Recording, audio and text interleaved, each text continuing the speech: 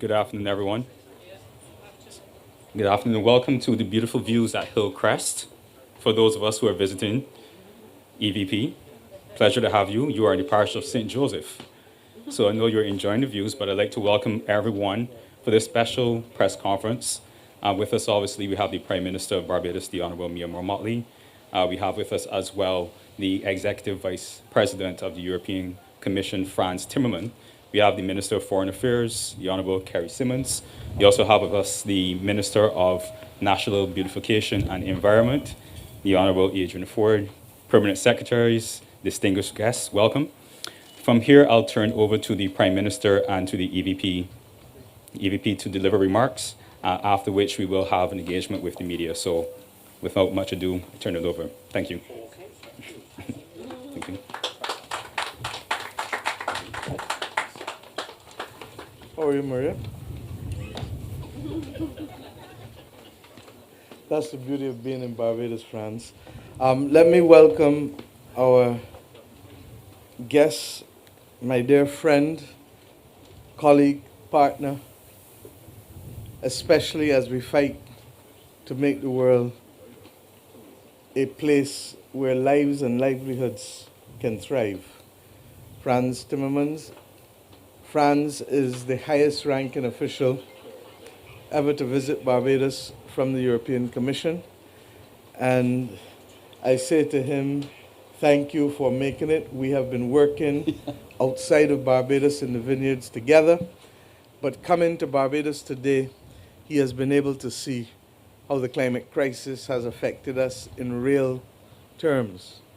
This morning, we were able to visit as well Six Men's, and many of us would recall that there were times when people lived on the shore of Six Men's. Indeed, some of the fishermen there reminded Frans firsthand that they not only lived on the shore, but they used to play cricket on the beach there, and they had so much beach that they could play cricket without hitting the houses with the ball. Probably But those weren't very good at cricket.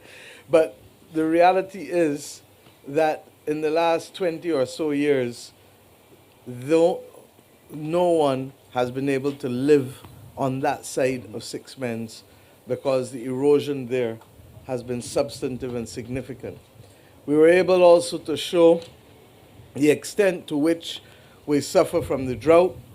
I shared with him facts that I shared with the country last week, that the first 5 months of this year, we had 149 millimeters of rainfall as compared to the average of the last 30 years for the first 5 months, which would have been 280 millimeters, effectively half the rainfall that we're accustomed to. I shared with him how we are having to pay to truck water to people in St. Lucie and Montpoyer and Spring Hall and in other parts of the country, and that these are the real things that we speak about. I shared with them when we talk about the replacement of the water pipes and how difficult that is and the extent to which non-revenue water can constitute 45 to 55, 60% of our water. In other words, for every gallon of water pumped, you're not getting anywhere between 45, 50, 55% of it. And when we talk about brown water in St. Lucie, all of these things, because the pipe infrastructure first started to be laid in this country in 1856. And that infrastructure was laid when Britain had an empire. Regrettably, we only have a country. And therefore, our capacity to be able to manage that is limited. We spoke about the fact that debt sustainability must mean more elbow room for us. And indeed, Frans, when you speak, you can speak to what has been happening in Europe so that our own people can have a better context as to why in a polycrisis moment, when individuals cannot step up to the plate or individual households or companies can't step up to the plate, governments have to step in order to hold the space. And that if you try to have too much austerity, what you end up with is suffering and social implosion, and the capacity to rebuild is therefore affected because you need people to rebuild institutions and to rebuild countries. And of course, we spoke about the fact that in spite of this island being only 166 square miles, it has an amazing range of interesting geographical and topographical features that most people would not expect. And therefore, we thank him for coming and seeing firsthand, because you can't really explain what 166 square miles can contain, not from the friendliness of the people right back through to the splendiferous, it's a Bajan word, don't worry, splendiferous nature of our geography. I want to thank him, as I said, for coming, because the world is reaching an inflection point. It really is. And if we don't get it right, regrettably, the concept of climate migration as we know it in 6 months will be child's play to what we will have to face across the world. We are fighting through the Bridgetown Initiative to be able to have a new deal with respect to how we can access money to be able to build in a more resilient way. Because for every dollar we spend now, we save $7 in spending if we were hit and damaged by a climate crisis. Our ability to adapt and become more resilient, that's why you hear us talk about from roofs to reefs.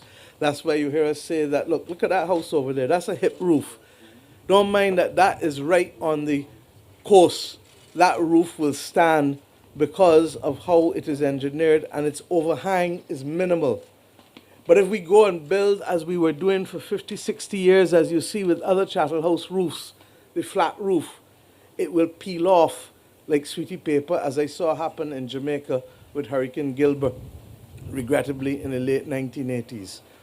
Today I also leave Barbados tonight, late tonight, because the next 2 weeks is going to be a grueling roadmap for us on being able to achieve a number of things.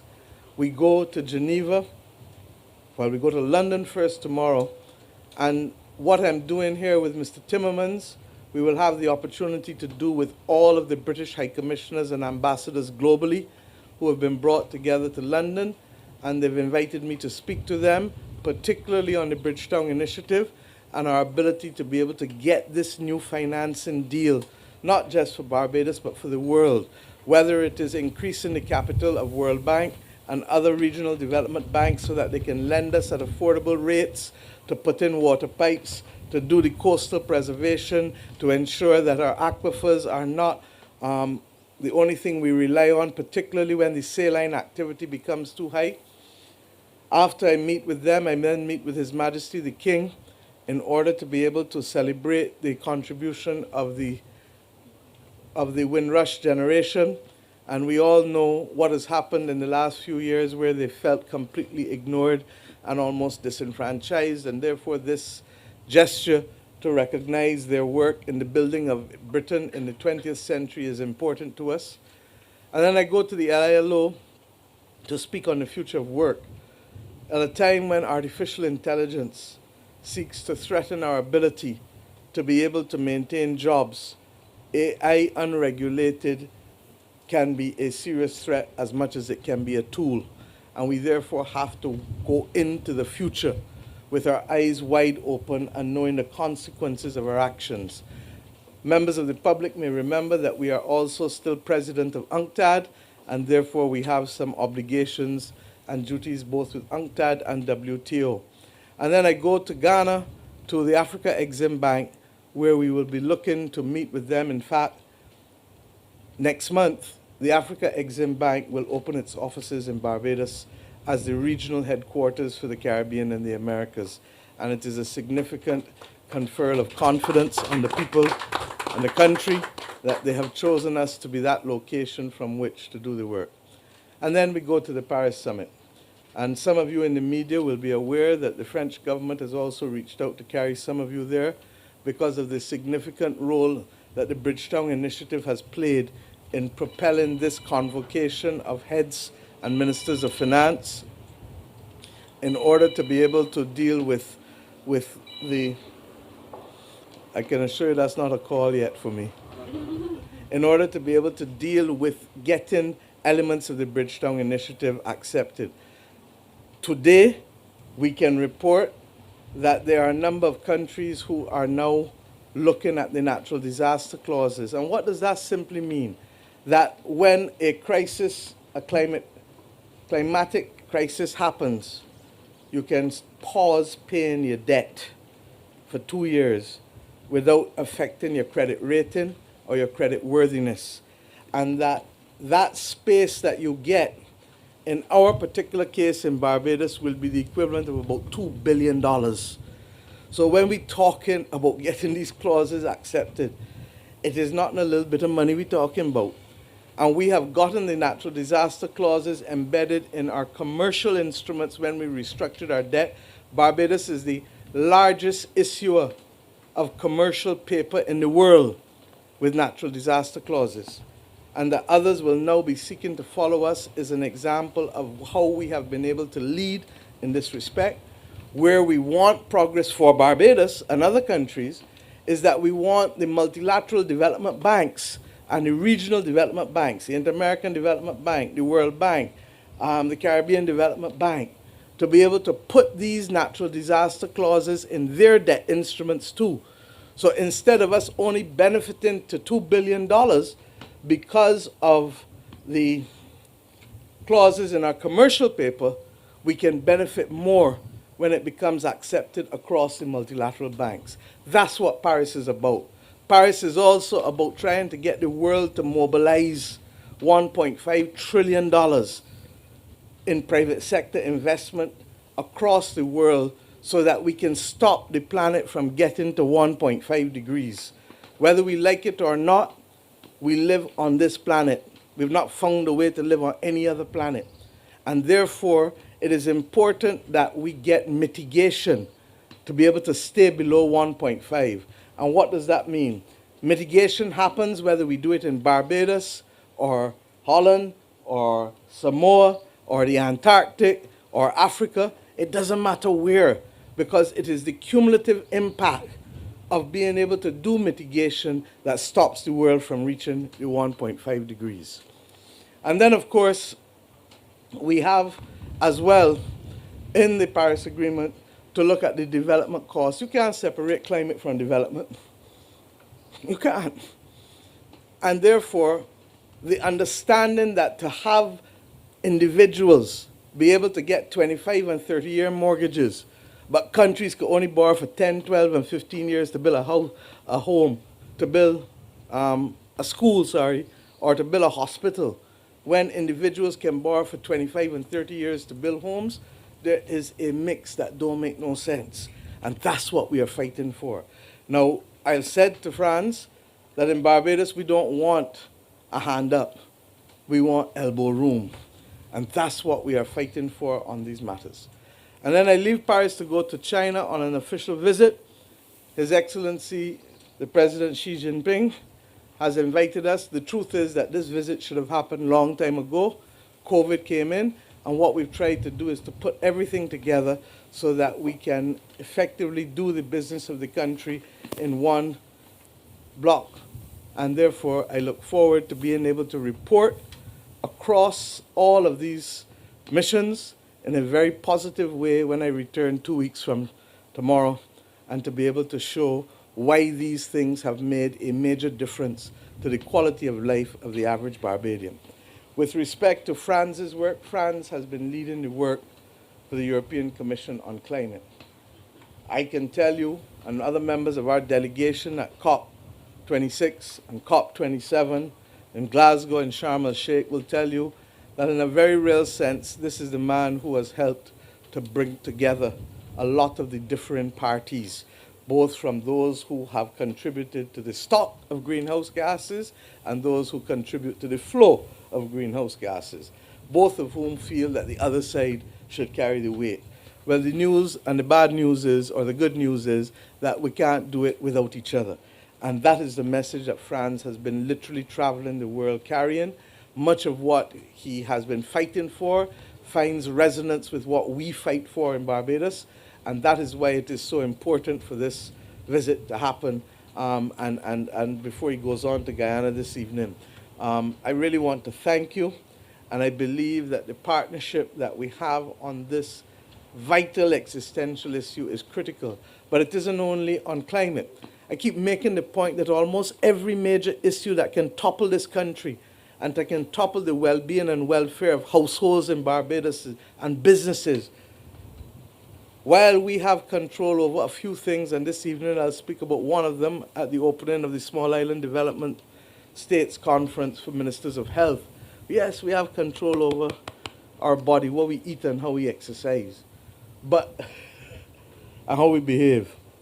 But beyond that, the climate from outside, the money we got to spend on that for water and for rebuilding, and the reefs we don't have control over. And Dr. Brewster is here, and he will tell you how much we are having to continue to spend, not just now, but from the 1980s coming through.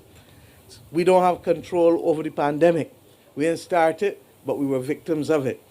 We don't have control over the antimicrobial resistance that you keep hearing me talk about. Everybody know you're going to the hospital, you get an infection, person all of a sudden gone down dead, boom, because the antibiotics not working the same way. We don't have control over the fact that too many guns are being made in this world. We don't have control over the price of oil. We don't have control over the extent to which that propels inflation. We don't have control, although we're fighting like hell for the removal of sanctions against Venezuela, because the bottom line is that if we entered Petrocaribe and benefited from the 35% discount, it would have saved Barbadians $400 million in the purchase of fossil fuels last year. And by extension, it would also have saved us in the money that we had to use to subsidize households to be able to buffet them from the inflation that is there. So bear with us, recognizing that we have to engage both locally and internationally, but at the same time, Barbados' voice is being heard, and Barbados is making a difference to the quality of effort of small island developing states and middle-income countries globally. My brave brother, Frans, I spoke a little longer than I intended to, but I felt that I had to give you context. I can assure you that you will find it hard to be able to have a press conference on many places that are better located and look better and feel better than this wonderful point. And there is nothing between us and Africa, but this is the beauty of Barbados. Thank you. Thank you so much, Prime Minister Demia. You know, I'm so happy that I'm looking this way, because if I were looking that way, I'd probably be completely lost for words right now. Thank you so much for hosting us, my delegation and myself, since yesterday, for showing us such warmth, such heartfelt hospitality, such interesting discussions. Also to your colleagues, I would like to say this, the ministers here present. We've learned a lot in a very short period of time. There's nothing better than coming and seeing for yourself. I mean, we've discussed these issues many, many times online during the COVID period, but also when we met earlier in different locations. But I'm really, really touched by my experience here over the last less than 24 hours. You know, these negotiations about the climate crisis and the biodiversity crisis are very particular. They have their own nature. They have their own dynamics. They're not comparable to other international negotiations. So the role you play in these negotiations, the role you play in this context, is determined by the challenges you face and the quality of your proposals more than the size of your country. And that is why Prime Minister Motley is playing such a leading global role in this issue, because she comes from a country that has a lot of negative experience as a consequence of the climate crisis. I mean, we were driving here, you know, look at this paradise, and the paradise is marred by the sargassum you see lying on the beach. So we know the challenges. She knows them. She's very articulate in presenting them to the global community. The global community knows that we have to stand together in solving these issues, including sargassum. And the quality of the proposals she has made, especially the Bridgetown Initiative, has opened up a global debate on where global financing should be going. Without these initiatives, we would certainly at some point have come to the issue, but a couple of years down the road, not now. So she deserves great respect and gratitude for opening up this discussion on the world scale. And the reason why President Macron's organizing this conference later this month, to a large extent, is a result of Mia opening the debate at the highest level of international discussion. And, you know, the climate crisis also has this very peculiar thing that we're all in the same boat. And we've got pretty big holes in that boat. And you can't say, well, you better close those holes, never mind my holes, I'll just close your holes. The boat is still going to sink. You know, we all have to do our part in this. We all have to do what we can. And of course, I fully subscribe to the principle that we have common but differentiated responsibilities here. Of course.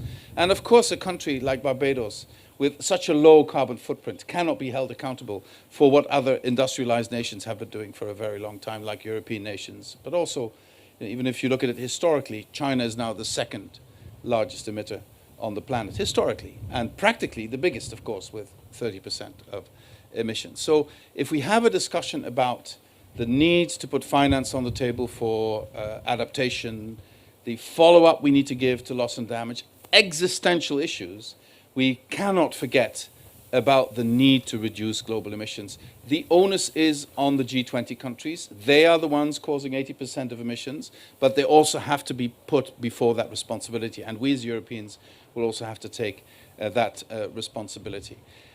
And the things you can watch here on this island pertaining to the climate crisis can help the global community come to terms with the need to act. And let me just focus on sargassum for a minute. This is a huge challenge to almost all coasts on the Atlantic, of the Atlantic Ocean. Yep. And it's increasing. And the rising temperatures of the ocean is probably going to lead to a further increase of this problem. It's not going to go away by itself. And we need to find solutions to make it manageable. And I think if we can put our minds to this and look for ways in which we can come up with solutions that turn sargassum from a problem into perhaps an opportunity. In some places they're building bricks with it. In other places they are looking whether they could be used in the energy mix, et cetera, et cetera. We have to look into these solutions. But even if we don't find these solutions to use it in a positive way, we have to find solutions to reduce its impact. And that is, I repeat, a global responsibility. This cannot be left only on the shoulders of those countries who are, like Barbados, experiencing the primary effects of it. So here is an offer from the European Union to work together on this and to also use the next CELAC summit to make this issue the very topical issue for the Caribbean. And I believe that could help us foster this bond even stronger. I have to say that if I look back, I've been in the business of international relations and European affairs for a long time. I've also been foreign minister of the Netherlands. I think it's fair to say that the relationship between the European Union and the Caribbean is now better than I've ever experienced in the last 20 years. So this is an opportunity we should not let go. And it also, if that relationship is so good, it also means a responsibility on both sides to even improve it. And I fully feel that responsibility from the European side. And I fully respect countries on this part, and on this side of the Atlantic, saying, well, then we need to see where's the beef. Not literally, but you know what I mean. How can we be sure that you also deliver? And I think that's a fair point. And that brings me to the fundamental points Prime Minister Motley has been making about global financing. Yes, we are in a poly-crisis, which might turn into a perma-crisis. You know, it's not said that it's going to be over very soon. And part of that is that we will need massive amounts of money to invest in addressing the industrial revolution that's happening, addressing the climate crisis that's happening, addressing some of the things some of the results of the COVID, of the pandemic that we haven't confronted yet. And that means that if we need massive amounts of investment, it can never be only public money. We will have to unleash the potential of trillions of private investment. But to do that, we need to take a hard look at how the international financial architecture is functioning. It is based on the world of 1946. It should be brought into the 21st century, and MIA's proposals are exactly going into that direction. Secondly, we have to take another hard look at the issue of debt. What is unsustainable debt and what is sustainable debt? Now, don't get me wrong. I'd rather avoid debt, because debt is something that we'll have to repay sometimes, and if not by us, by our children or grandchildren. And our children and grandchildren already will have a huge burden on their shoulders because of the climate crisis. And if there's one thing we should try and be, is to be good ancestors.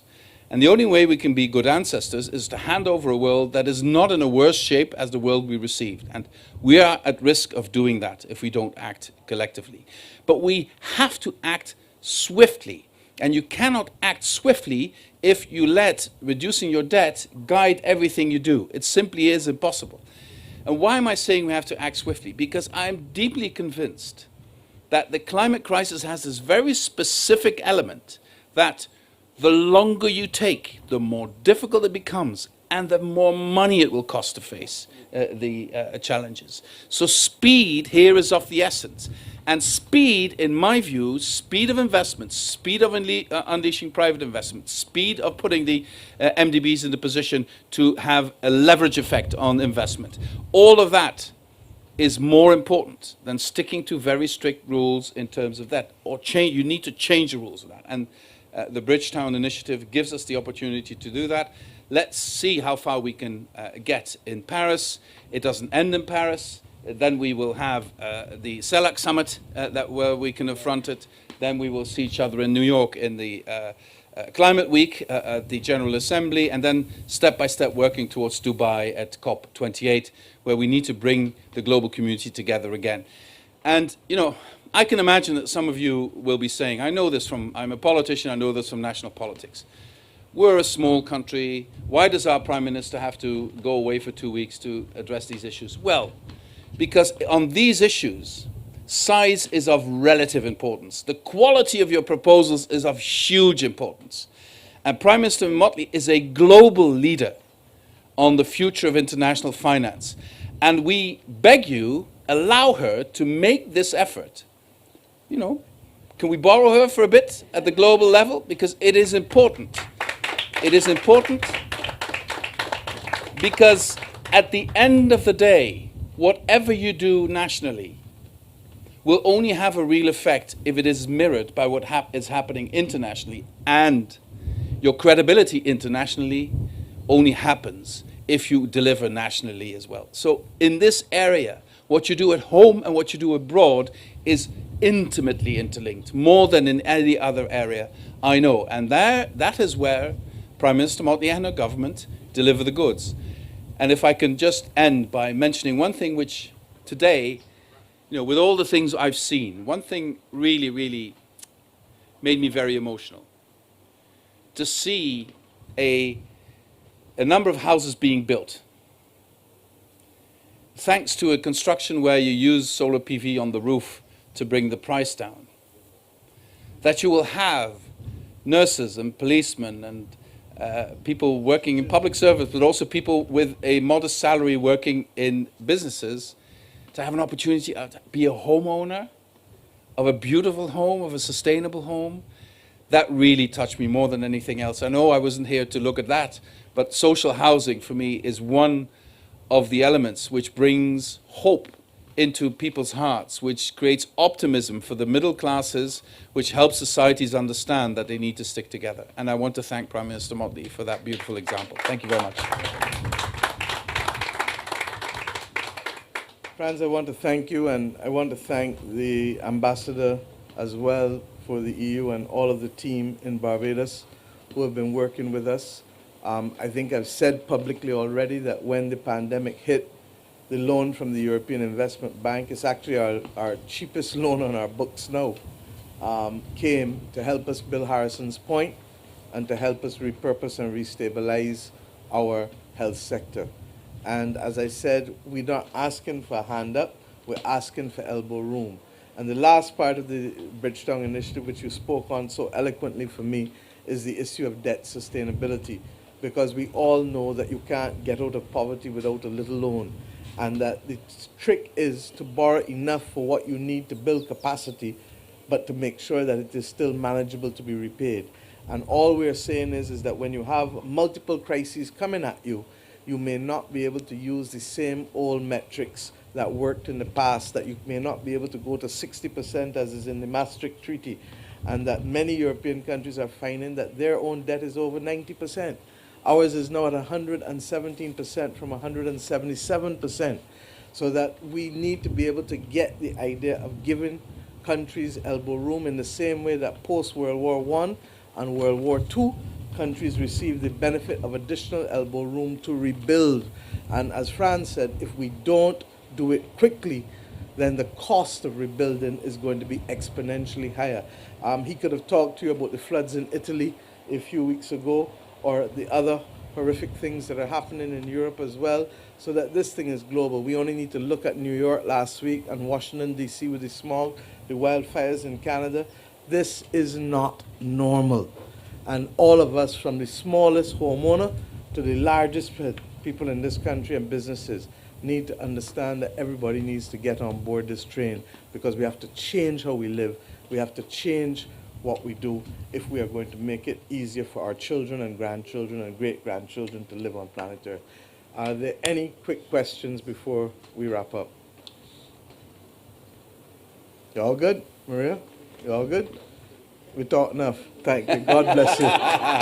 God bless. Thank you very It's much. a rough day, because you will see me again this evening at the SIDS conference. Dr. Tedros has flown in, the head of WHO, as well as the head of PAHO. So Barbados is busy today. Thank you.